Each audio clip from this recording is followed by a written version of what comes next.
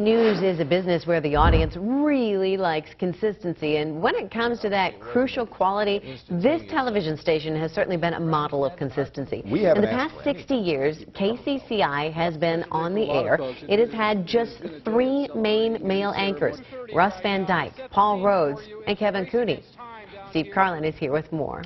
Well, the last guy in that trio has been here for 33 years. And tonight we take a look at what Kevin Cooney has meant to KCCI and Central Iowa journalistically.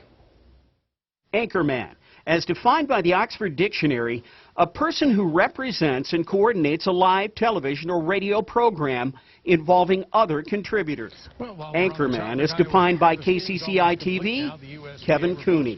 This believable face, that trustworthy voice. It's the voice of authority, it's the voice of friendship, it's the voice of compassion when it need be. He's just an expert at what he does. Former Des Moines Register president, Wall Street Journal editor, NBC News president, Iowa Cubs owner, and Cooney family cohort, Michael Gartner. You think Cooney, you think nice people, terrific journalists, insatiably curious. 33 is the number Gartner can't get his head around.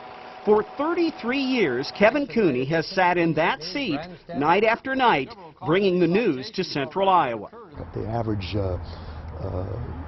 lifespan of a TV anchorman is 7.5 years, you know, he's been there 700.5 years. Oh, and what a career Kevin Cooney has had. In 1991, he traveled to Germany to cover the release of fellow Iowa State University journalism classmate Terry Anderson and Tom Sutherland after their release from captivity in Lebanon. In 1993, he worked for 14 straight hours, some of them live on the street, when the city of Des Moines lost its drinking water during that devastating flood. He was in the White House interviewing Bill Clinton in 1995 when news of the Oklahoma City bombing hit. Kevin was the first reporter to ask President Clinton his reaction. He has also interviewed Presidents George W. Bush and Barack Obama. Then there's a pretty darn cool career capper. Kevin questioning the candidates Saturday night during the Democratic debate at Drake University in Des Moines. Kevin has this reputation for standards. He's got a reputation for innovation. And he also has got an ethics reputation of holding news to the highest standards. Dr. Michael Bougea is the director of Iowa State University's Greenlee School of Journalism, Kevin's beloved alma mater. Kevin, in particular, in his work on the advisory council, was instrumental in our curriculum and making sure our curriculum was up to date. Bougea says Kevin has always been very good on the big stories, but it's what he has done on a daily basis for more than 3 decades that impresses him most.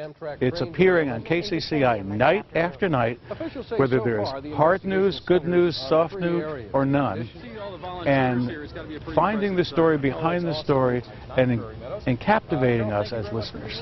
Gone, but definitely not forgotten. That's how Bougea characterizes Kevin's departure from KCCI. When a person leaves, he also leaves, or she also leaves, a legacy. In Kevin's case, those standards, those newsroom practices, will be there when he is not there. In his spare time, Gartner, the Iowa Cubs owner, hopes Kevin becomes an even bigger baseball fan. Well, I think it's about time he buys season tickets. Will you give him a deal? Yeah, I'll give him a deal. I'll give him the Cooney rate. Bougea rates Kevin right at the top and will miss very much a newsman who he feels best embodies the term anchorman. When I see him, I hug him, so I can't reach through the lens and hug you, Kevin, but you have a metaphoric hug from me and the entire school, and we wish you the very best and thank you for your influence and your role model qualities. Lots of hugs coming from the folks here at KCCI. Now you folks, the viewers, are losing your anchorman. Those of us who have worked with Kevin down through the years are losing our day-to-day contact with and the influence of a journalist and a good friend we greatly admire. And Kevin, I've never worked a day here without you. Same with Stacy, same with a lot of people here. We will miss you very, very much. I think that's probably what I'm going to miss the most, Steve, is just that day-to-day contact with everybody here, you know. I'll have the advantage of having it every day on the news. Of course, I'll see most of you, the folks behind the cameras and things like that. I'll have to catch up with them on Facebook and other places. But remind everyone out there that, you know, there's a great deal of experience following me here. You've been anchoring news here, Steve, for 20 years.